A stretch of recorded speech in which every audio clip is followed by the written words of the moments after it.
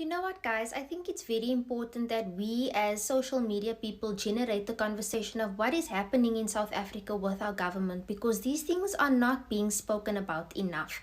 We are looked at as this country that just is all fun and games and laughter and dancing and amapiano when there's serious shit happening.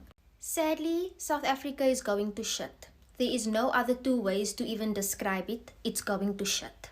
We want to be the best country in Africa, but we don't want to accept the truth. We need to start being honest with ourselves. And we know the problem is the government, but everyone is just too scared to do anything about it. People living in first world countries fight for their rights. We want to claim that we are so constitutional and we are so just in this country, but we're too scared to fight for our rights as citizens, rights that are rightfully ours, rights that are taken away from us without our consent. We just need to accept the treatment because, oh shame, it's the ANC and they need time. It's already been 28 years and they still need another fucking 28 years to ruin our lives even more. How much more time do we need to give the ANC to do what they promised they were going to do? Imagine if you had to go on a 28-year probation period.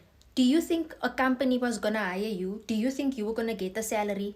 But no, here in South Africa, it's most fine. It's most a fly-by-night country. People just come in and take us for pussa and leave. While majority of the citizens of this country sit with no electricity, no adequate healthcare, no adequate schooling system, no employment, the government employees are chilling, eating KFC, asking for bribes.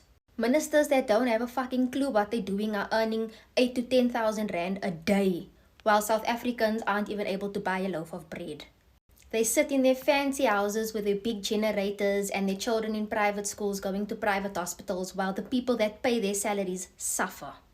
I will never understand how these fucking people sleep at night knowing that they are fucking up the lives of almost 60 million people. And it's all good and well to push the blame on Cyril Ramaphosa and his fucking ministers, but the employees of the government are also a problem. And not all of them, but most of them. You can't get service at the police station without having to bribe them. You can't go to a hospital without getting decent service and being treated like a human being. You can't even go to a fucking government school and get a textbook or a chair to sit on. Yet we need to pay our taxes and be good fucking citizens. This whole situation really isn't giving main character energy. It's giving puss energy if you ask me.